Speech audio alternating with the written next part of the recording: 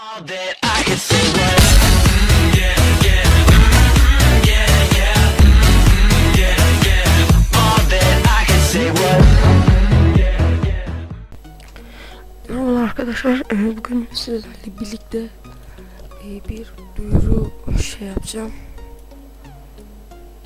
Şöyle yazayım. Evet, duyuru videosu bu. Şimdi size anlatayım. Arkadaşlar, bugün cumartesi akşamı ve cumartesi akşamı arkadaşlar bugün bu video geliyor ve cumartesi, pazartesi, salı günü video gelemeyecek arkadaşlar.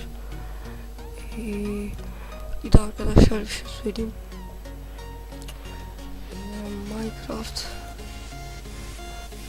Minecraft neden gelemiyor?